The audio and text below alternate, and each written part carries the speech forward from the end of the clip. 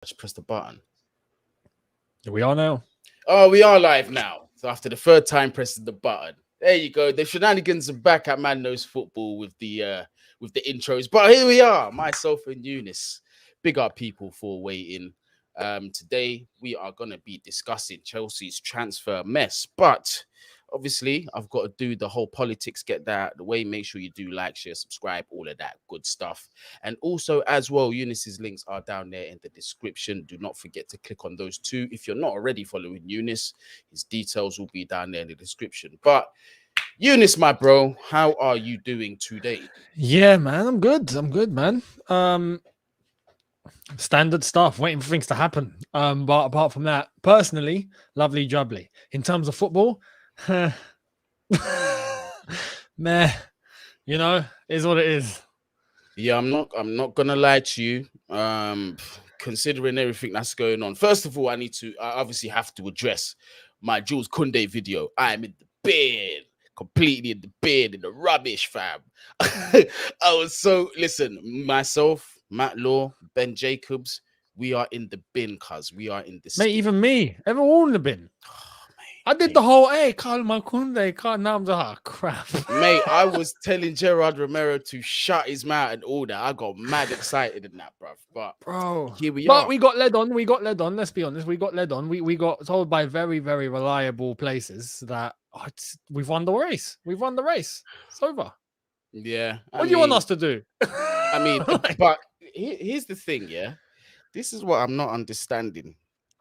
So apparently, depending on which brand envelope you want to believe, we did submit a bid to Kounde. It was 55 million pound. I don't think there was add-ons involved. And Sevilla. Trust this brand envelope is empty. We didn't do anything. And Sevilla, I think they wanted an extra 10 million add-ons, which was kind of going back on the original agreement. Yeah. So now, according to the brand envelopes, we've pulled out of this race. I kind of believe it. I don't think we're going to be going back in for Kounde. But now, Barcelona have made an offer. I think it's 45 million euros. And that's it. And I'm hearing that they might accept it. What is going on here? Apparently, the structure is different. It's not the same bid as Chelsea. Like Chelsea came in with a certain type of offer. Barca have come in with something else. We don't know what the structure is, but it's a different structure. And yeah, this is the thing with Barca. I don't know. There has to be something going on. There has to be. For clubs to be willing to accept less, for players to be willing to accept less, to just be like, yeah, just shrug it off. Yeah, no problem. Like, there's got to be some sort of incentive, something coming later. I don't know, something. That's my own opinion, but it's mad. It's mad. Younes, I don't get it, fam. I have no idea what is going on. Because Frankie de Jong, he's owed like 17 million or something ridiculous. 17 million euros, yeah. And then they're all talking about giving him, he's got to take a pay cut, half his wages, and accept 7 million euros out of that 17 debt. Yep. And apparently he might fucking take it, bro. I don't get it, fam. What are we doing? How is this happening? At this point, yeah, I need to entertain the possibility of witchcraft. Like, or some next level juju or something. Something's going on. Something's going on. There's maybe a hypnotist that works for Barca. I don't know. But it's mad. Even for the De Jong deal with Man United, they wanted Man United to cover most of those outstanding wages, didn't they? The deferred wages. Like, yeah, you can take the player, but you got to pay the wages that we owe him. Like, the whole thing is nuts. The way Barca are moving and they're getting things done is nuts. No, it stinks as well. That's the thing. It absolutely stinks of something. Something doesn't smell right at all. At all. Which is why I'm still sticking with the whole thing of maybe in 2 years' time, we'll see where Barcelona will be. Bro, the way they're moving now, yeah, is, again, I'm not no financial expert, but if if I'm going with my instincts, they definitely have to win La Liga consecutively from this point forward. They've definitely got to win the Champions League a couple times from this time going forward. They've basically got to clean up to keep their head above water. Yeah. If I'm wrong, someone in the chat will let me know. But this is what I think anyway. But yeah, let me just get to this super chat. Abhishek, thank you very much for the super chat. Barca may have won the battle, but we will win the war. Younes, you should do F1 previews, reviews, and news on your other channel. Hope Barca burns badly. Listen, I hope so too. I would love to see that club in the mud. Since the Ovrebo gate, I've never liked him, and this has just accelerated everything. But at the same time, you know, Barcelona are doing what they're allowed to do. It's not like FIFA Pro. Anybody stepped in to say, well, hang on a minute. Yeah, what's going on here? So while they're being allowed to operate, that's what they're going to do. And they're going to take advantage of the situation. If we were in that said situation, I would not be hating at all. So you've got to look at it from both sides. Now, we've spoken about the Kounde deal going south. Another player that we wanted apparently and Barcelona are going to get. But I'm now starting to hear, and it makes zero sense to me, that the replacement that's being eyed is Denzel Dumfries of Inter Milan. Before I give my thoughts, Younes, what do you think of this? I'm not for this at all. Like, this is the first time I think I'm looking at a transfer and going, nah. Like, we all, at the beginning of the window, were like, you know, okay, get Tuchel what he wants and do all of that. But now I'm beginning to get the sentiment of possible panic buying. Yeah. That's where I think we're beginning to turn. As in, who can we just get through the door now? Like, I don't care. Because if we get Dumfries in, well, Reece James ain't playing right wing back, is he? Or Dumfries ain't playing right centre back, is he? Like, it would mean Reece James is probably going to be stuck in right centre back. I don't want him playing there. Man. I would love to have a defender that can complement Reece James as Reece James bombs forward and does his thing. But if he's told to just stay back, we struggle to attack enough already. Mm-hmm. Then we get rid of the one actual avenue we have and stick him in defense. Like, nah. I'm not for it. Personally, I'm not for it. I'm a strong advocate of playing players in their best position, which is basically common sense. But again, quite rightly, like you said, I don't think Denzel Dumfries will be coming in to sit down as things stand. Yeah, because we know Tuchel said that he wants another 2 centre backs. Yeah. And if Denzel Dumfries comes in and he goes into that right wing back position, it's exactly like you said. It smells like Reece James is going to go to the right centre back position. And for me, how you would have an elite, and I repeat, elite talent at right wing back, but you decide to move him to right centre back. Yeah. And quite embarrassingly, this is one of our biggest attacking output threats in the team, bruv. Yeah. You want to slide him into right centre back. And I've got to say this. Yeah. Okay. Let me read this before I say this. Chelsea, some fans are so toxic. They want Tuchel out, who won us a Champions League in 7 months with his players. For stability, we need Tuchel to stay for at least 5 years. Now, this is what I'm going to say about this. Yeah. Champions League, brilliant. The fact that he finished top 4, considering all the circumstances, brilliant. Does he deserve the, the trust that he's been given by Todd Bowley in terms of picking his targets? Absolutely. But, and there's a big but, I'm worried about some of these targets that we're going for. I'm going to trust him. I'm not asking for him to go out. I'm going to trust him. But because these are his targets, understand the criticism at the end of the season. If he doesn't get to the said targets, questions are going to have to be asked. Yeah. I'm going to reserve that judgment 1000%. I'm not calling for his head just yet. But there are things, in my opinion, that are a bit iffy for me. And this is definitely one of them because it stinks of no planning. It stinks of no planning. How you've gone from, okay, De Ligt, he wanted Bayern. There's nothing you can do about that. Kounde, he wants Barcelona or whatever, or Munchie's being difficult. I don't know what the hell's going on there, bruv. But we just know he's not coming to the club. How have you, okay, 50 M's. I'm happy we're not paying for that. Yeah, those 3, I get it. But how is the backup to all these three Denzel Dumfries and not a Milan Skriniar? Yeah, it's a bit. You know what? The answer to all this transfer related, I think, would be a sporting director. Right, It has to be. Which we're meant to be getting, but not now because there's just not enough time.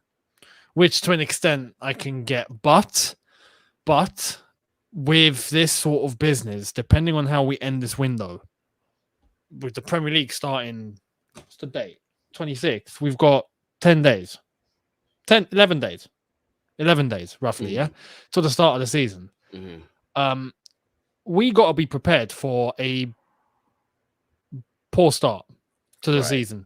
And then I think going onwards, we get a sporting director in for the next window and then the next summer window. Okay. But if we only end up with Koulibaly, Sterling, and we don't actually reinforce and we don't get rid of what we need to get rid of, which apparently we're finding really hard, and the ones that we're going to, because we keep getting turned down, are players like Dumfries, it's going to be a bit mad. just prepare, because I don't want to go, oh, yeah, no, Thomas Tuchel doesn't know what he's doing. Get rid of him now. No. But I think bringing in a sporting director is the answer to all of this. But I just know we're not getting one now. It's going to come after. So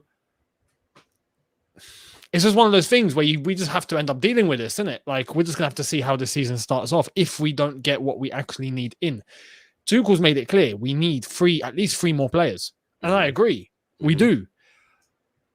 But who are we going to go for and who are we actually going to get? Like, who are we going to try and target and who are we actually going to bring in and successfully bring in? Unlike if it happens with Kounde, like it happened with Rafinha, where we just get turned down eventually. I hope not.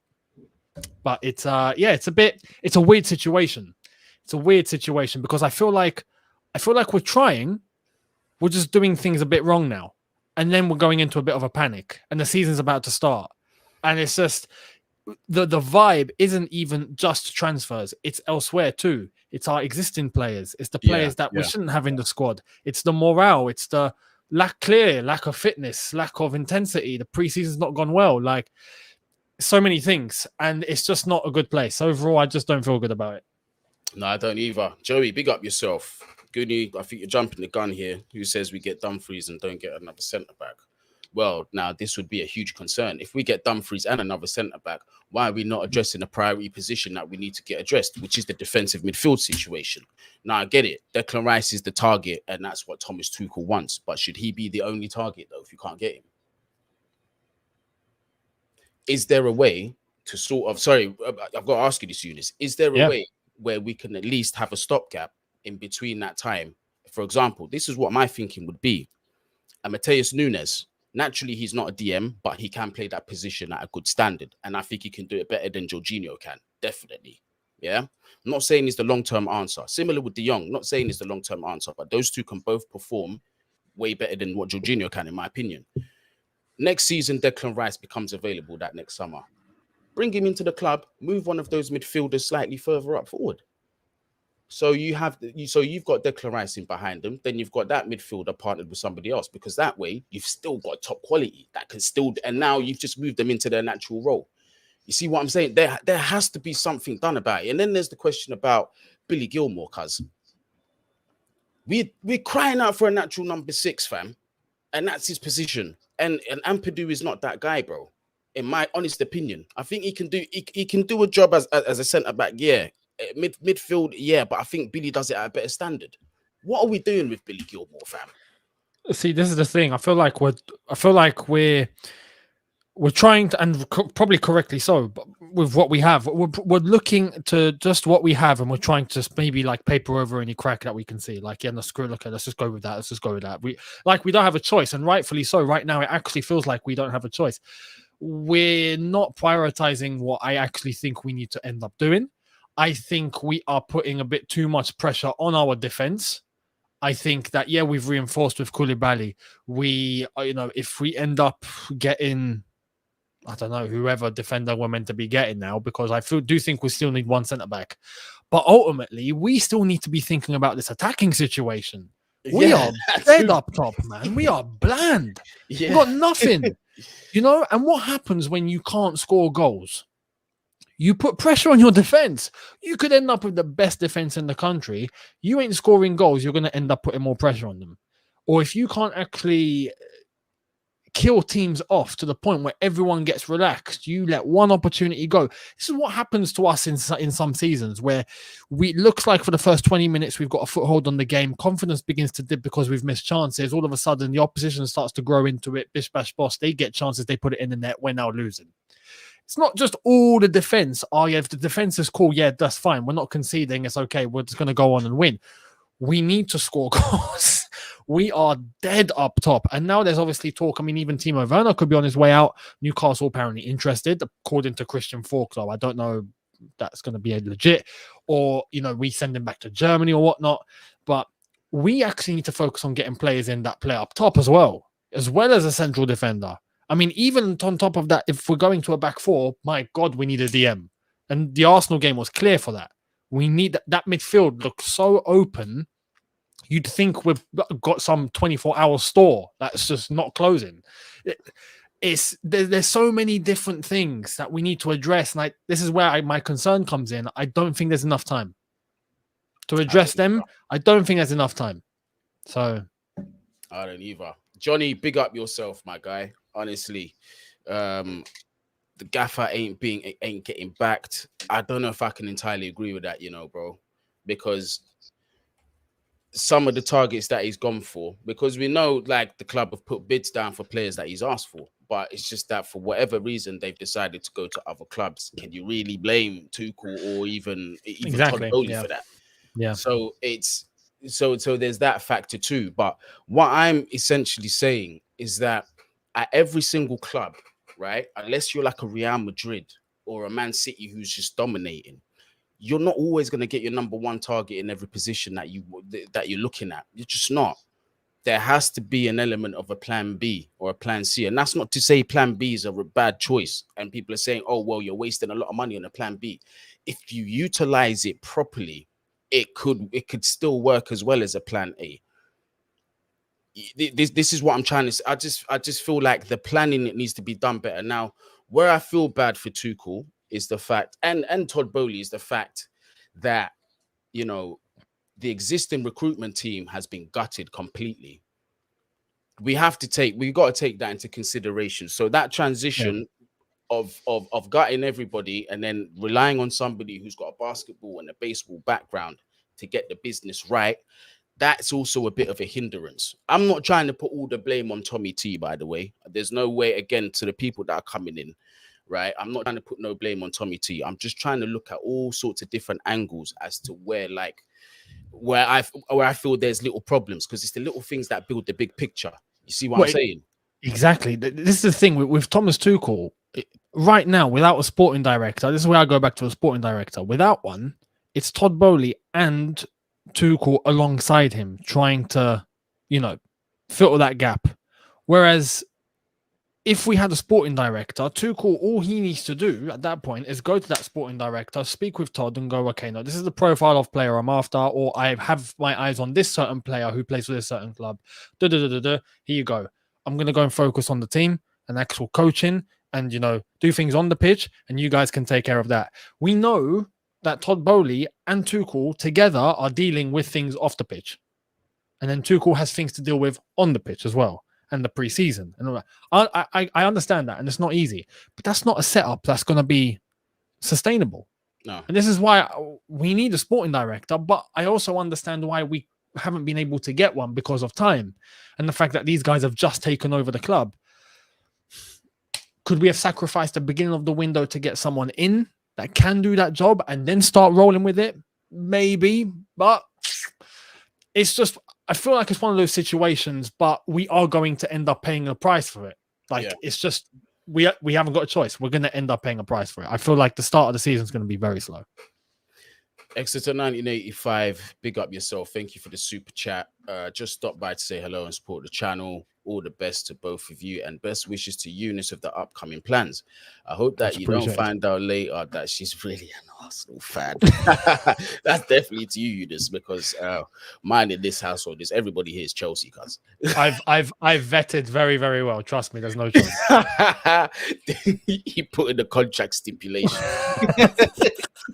One of the main requirements is you must be a Chelsea fan. No, definitely. Hey, but I'm not gonna lie to you. My daughter tried joking that she was an Arsenal fan. She's 4 years old, by the way. I told her to go look for somewhere else to live. Brilliant. Yeah. So she knows not to joke about that again. Grimy, thank you very much. My issue with Tuchel is seems not to have an attacking idea, as we look lost when attacking, and the players are more interested in sightseeing in the USA. Well, Younes, I don't know if you can agree with me on this one, but I'm not going to be overly critical with the attack situation, because we have seen that there's players that have down tools and will down tools this season. They're blatantly not happy. Timo Werner being one of them. Pulisic, I'm not convinced that he's entirely happy in this team. Me too. Yeah. As a result, who else? Ziyech was meant to be leaving. Yes, he's supposed to be going. That's 3 attackers now. We see this now. How long has this been going on at the club? What has been going on behind closed doors? Could this also be a contributing factor as to why we're not performing attacking wise? Oh, and yeah. Then you've thrown Lukaku into that mix. No, I would think, especially in this preseason, it's been clear. I'd say the end of the last season now this preseason is evident. Maybe the end of last season, players maybe have things in their heads, but they don't show it because they know there's nothing they can possibly do. You can't leave with 3 games to go. It's impossible. You have to wait for the summer window. So you just put your head down, you get on with it. Now we're in the summer. Now we're in a situation where these players can go. It's clear that there's quite a few that's just not phased, and they're just they're looking at their options elsewhere. Thomas Tuchel even admitted that publicly after we got smashed by Arsenal 4-0, that there's some players that were looking to leave. And this is where I get a little bit look at Spurs. Reguilon and Ndombele, they got told to stay back. They didn't go to South Korea. Yeah, they weren't being used. Why? Because they're looking to go. Why do we take these guys on preseason then? So this is what I'm saying. There's multiple things going on at the same time, and it's flipping out. This is a headache. But we got to sort these outgoings out, and it's quite a lot of them, which is why I'm stressing, especially in attack. We need to go for attackers, man. We need to bring in people that are going to end up replacing Timo and Ziyech if they end up leaving. We don't know the Broja situation. We still don't know whether Havertz can hack it. Let me be honest. With preseason that we've seen so far, Havertz has been a passenger, but it's not just him. It's basically there's nothing going forward. It's a weird dynamic going on. But we need to get players that truly don't want to be here out, and we need to get players in to replace them that Tuchel wants, and players that are happy and excited to be playing under Thomas Tuchel. I mean, I also want to be fair as well. Not having a director of football massively handicaps us as well. Hugely. Yeah, it's a huge handicap on that. And whether Todd Bowley should have himself to look out for that, I don't know. Because look, now we find ourselves in a catch-22 situation now. Because if you want to say, well, Marina should have stayed, then Lukaku's staying at the club. You see what I'm saying? Is Raheem Sterling coming through the door? Is Koulibaly coming through the door? Exactly. Is Thomas Tuchel going to have a job by after Christmas? Exactly. You see what I'm saying? So it's one way or the other. Bro, it's not all straightforward. Yeah. And I'm looking at Tuchel, and I'm looking at Bowley, and he must be looking at it the reputation that this lady has, right? She's a fierce negotiator. She's very, very good at that. But she doesn't have the best relationships with some of these agents who have key players that we can bring to the club. That's a fact. Yep. So he must be looking at it you know what? That needs to change. You get me? That needs to change. Let me try and step in and do something about it. And quite frankly, not saying that it's been good enough. And we also have to remember there's still a lot of time in the transfer window left, but there is only 2 weeks to the start of the season, possibly less than that now. 6th of August is our first game, innit? 6th of August, yeah. Right. Yeah. But the way I'm looking at it is, I think he's done a decent job so far bringing in those two players. Now, people might say it's an easy deal. There were no other players, no other teams looking at these players. I still don't necessarily agree, because there's still a lot that needs to be done. There's still 100% a lot that needs to be done. But the fact that we've got those two over the line, for me, is definitely encouraging. Now, Younes, I know you ain't got the most time left, so I want to flip this onto the positives now, because I feel like I've just been on this downer thing for a minute now. But I do want to flip it onto the positives. I did say there's 5 weeks left in the transfer market. There are still attainable targets out there, and this might just be a bit of premature panic on my behalf. You know what I mean? But who would you bring in realistically, not on a fantasy football thing and say, I want this guy, this guy, this guy, but from what you see in the market and what's available, who would you be happy to bring in for this summer? It's difficult now because there are names that we've clearly gone after, which are not happening. Ultimately, I think, and this is where, like, we have 5 weeks. Do we see ourselves getting, wing-back cover, not someone to come in and take Reece James's role? That would be nice.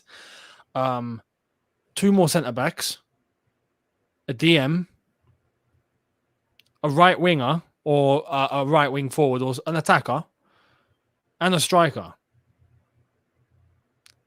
That would be that would sort the team out. But that's not. I don't think that's happening in 5 weeks. If I'm honest, no, I don't think that's happening. So where are we compromising? This is my dilemma, because I feel like every single thing that I've just mentioned is as important as the others. Yeah. If we don't get centre backs, okay, we're lacking in defense. We don't get wing back cover, we could end up in a situation that we did last season. We don't get a DM, well, we're sticking with a back three for the whole season again. We don't get an attacker, we ain't scoring goals. We ain't getting a right wing forward, well, Ziyech has to stay and he's not happy. This is my dilemma. We've got so many holes to fill now. And I have to be real, holes to fill that I think at one point we didn't actually know we needed, because it maybe seemed like some of these lads that are now not really happy, we thought, oh yeah, no, they're cool, they're all right. Like a Pulisic, for example, or like a Timo.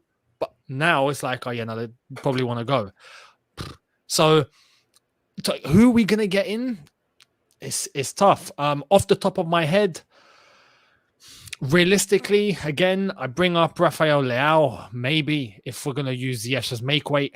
But can that happen? Don't know. De Jong, who we've heard today, apparently, according to Sport in Spain, it's only Chelsea that he'll leave Barcelona for, not Man United. So we'll see what happens with that. Yeah. I don't know if that's legit or not. I'm just saying. Do you know what? I think if you're asking personal opinions again, I think that's believable, to tell you the truth. I can believe that, but it's everything around it that makes me skeptical that this is going to happen, bruv. There's just too much money that's owed to this guy. And then the way Barcelona are moving, they're trying to push that obligation onto another club to take care of, so it's no longer their problem. Yeah. And we've been dealt a bad hand by Barca this window. Horribly. And that's dealing with them indirectly for other players. Can you imagine dealing with them directly? It'd be a headache. Yeah, no, it's ridiculous. Ruzbe, thank you very much for the super chat. If you've got something that you do want to say, please just type it in and I will read it out. But I appreciate the super chat. I'm trying not to get lost with some of these, because I know Younes has to go soon. We need a right winger and a striker at least. The defenses, we are okay there for this season at least. Plus Sterling needs help because he cannot do it on his own. Well, what I will say is that I still think we need at least one more centre back, but I think we need to stop just specifically focusing on centre backs. We need to also focus on other areas too and getting players in the door as well, because in a transfer market, it doesn't have to be necessarily dealing with one player at a time. You can deal with multiple players at a time. as well. Yes, we need to address the defense, but we also need to address CDM. We also need to address right wing, like you say in the super chat. We also need to address the forwards. So we should be working on simultaneous deals at the minute if we want to stand a chance to do anything. Do you know what I mean? Because the way we're looking into this, Thomas Tuchel is taking this preseason very seriously. He is taking it seriously. And if you heard the comments of what he said blatantly, these guys are not ready to start the season in 2 weeks. Yeah, clearly we're not. I'm not. I don't disagree, but go on. One additional thing, again, which can help the situation internally in terms of any morale or any, poor attitudes or anything like that, is to bring new players in, players that are going to be hyped up, players that are going to be excited, that are going to be like, yeah, let's go, and lift maybe the lads that are downbeat or they're depressed or I don't know. But like the thing that we heard about some of the players being homesick from the States, like, come on. But if you're bringing in transfer targets and they come in, they have a chance to revitalize the squad. Tuchel can work with them and make an example out of them to the rest of the squad. So that's something that can help. If we don't get players in and we're left with players that are being either skeptical or downbeat, as I said, or just not up to it, there's going to be a rough ride for the season. It's a recipe. It's a recipe for disaster. Now we've seen it before. Yeah, no, I'm seeing some shouts for Wesley Fofana. I like the player. I actually do like the player. Yeah, he's good. But what Leicester are going to be asking for, although the brown envelope say that Leicester do have to sell, you're still going to be looking at a minimum of 75 M sterling if it's to be believed for Fofana. I'm a huge fan of the player, but for 75 M's, considering the surgery that needs to be done at the club, not for me. Now, I'm going to read this super chat before I get onto Vardio. No hype for players like Milinkovic-Savic and Ndika. I don't know why. I'm a huge fan of Milinkovic-Savic. Why we're not even... That's another one that could do the stopgap thing for one season. If we're going to go in for Declan Rice as that DM, Milinkovic-Savic can do that. Although he's more of an advanced midfielder, I know what his role is. But I know that he can do the DM role because I've seen him do it at Lazio. He does it well. And I think he'll do it at a better standard again than Jorginho. 100%. In Ndika, I'm not too. I can't really make too much of a judgment on him, if I'm being honest. But I have seen a lot of people saying that he's a good target. But Josko Gvardiol. Now this one here is going to be expensive. However, we have something that RB Leipzig want, and that's Timo Werner. They are interested in signing the player, and apparently the interest is concrete.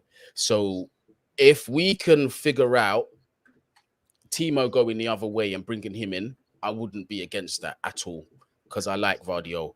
But Younes, I know we're kind of going over time, but I've got to ask the people, make sure you smash up that like button. We've got over 750 people in the building. So let's get up to at least 500 likes, people. Can you do me that favor, man? Let's get up to at least 500 likes, you get me? And subscribe to the channel if you are new as well. Younes' details in the description too, if you're not already following him.